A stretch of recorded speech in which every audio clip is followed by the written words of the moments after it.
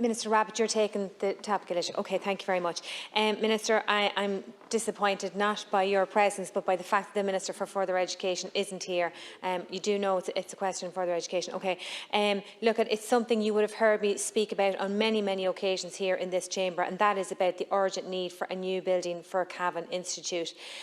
I really am at a loss to understand why we haven't seen movement from the Department of Further Education on this. This is a college that has exceeded itself and is a victim of its own success, if you like. It's a college that was built for less than 500 students back in 2006, and we are now at a point where there's over 1,100 students in the college.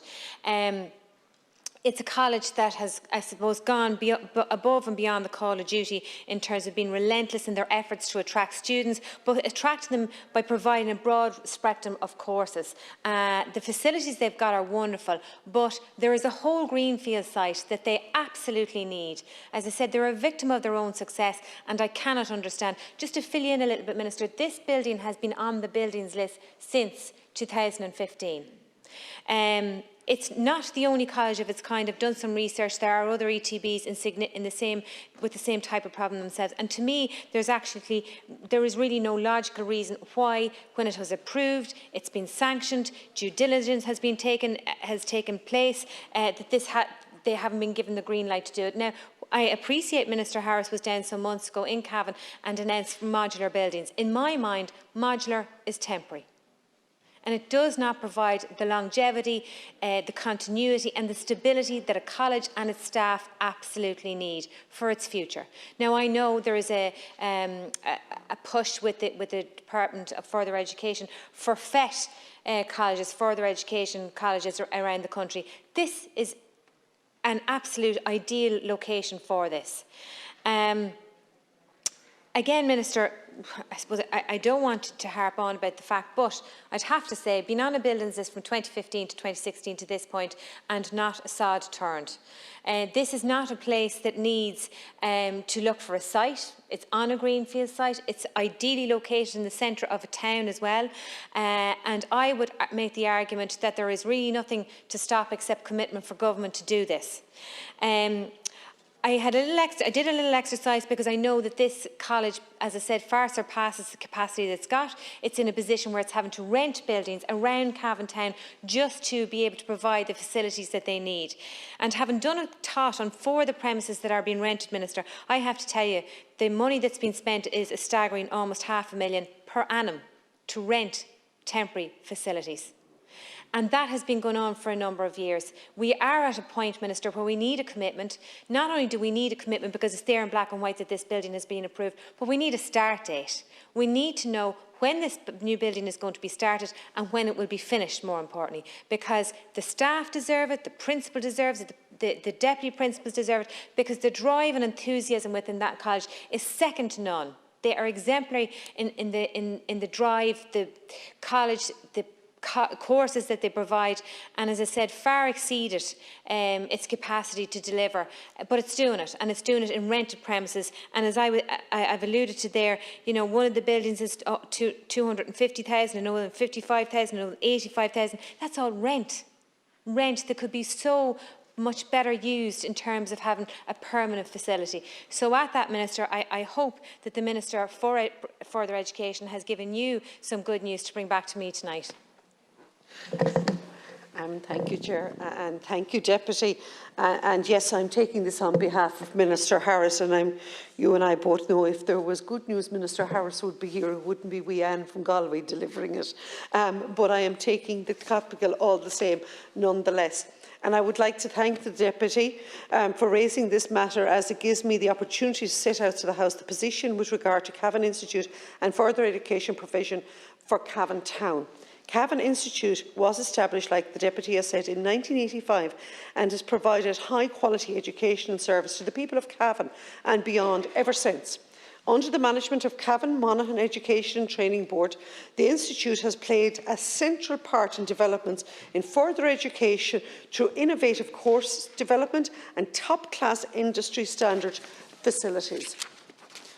The Institute offers courses in business, humanities, creative practices, computing engineering, healthcare, sport, physical therapies, beauty therapy, hairdressing and science. The institute was initially set up in the main street in Cavan and was formerly known as Cavan College of Further Studies.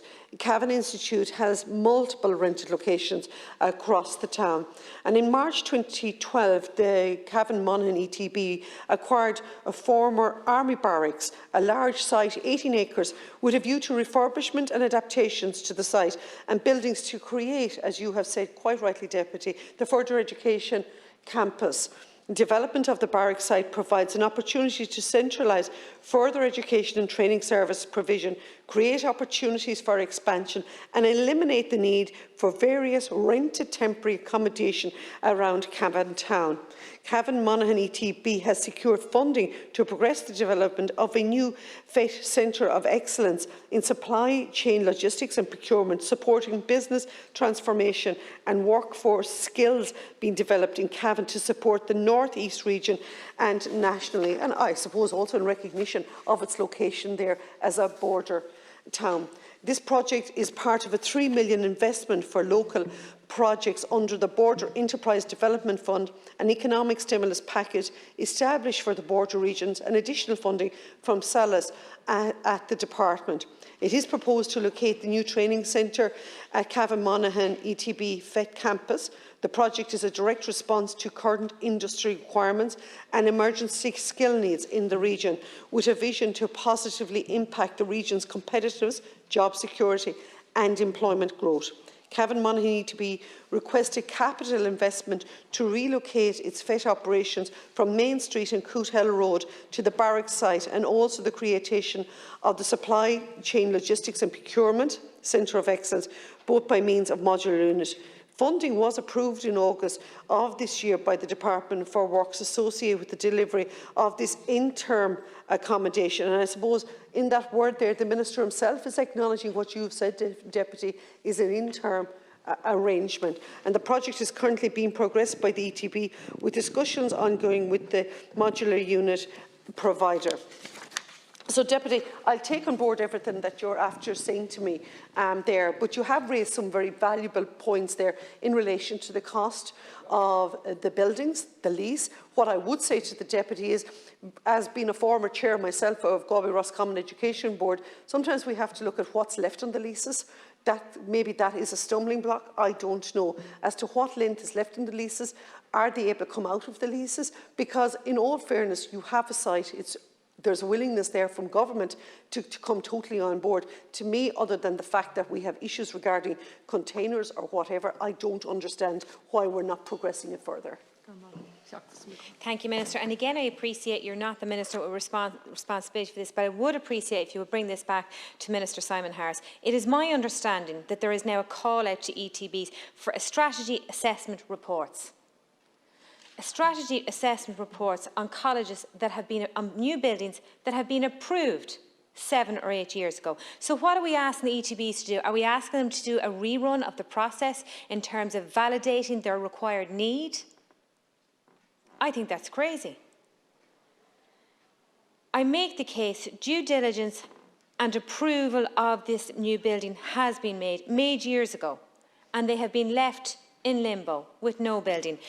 I note that in your the response that has come from the department there, they talk about the army barracks out on the Cavan Road, and it's very difficult for you to know, Minister, when you're not from the area. But that again, we're talking about multiple areas and multiple campuses. We're not talking about an all-in-one campus, which should be the case. Where the current Cavan Institute is ideal, in my mind. It's in the centre of the town, and I'd like somebody from the department to tell me that that is not ideal for the extension, expansion and further delivery of a new building for Cavan Institute. Modular buildings do not cut it in this day and age. These teachers, this staff, this principal have been patient. More than patient. They have had to reinvent themselves. And you asked the question about leases. It is my understanding, and the department come back and tell me differently, that the leases are currently expiring at present. So decisions have to be made.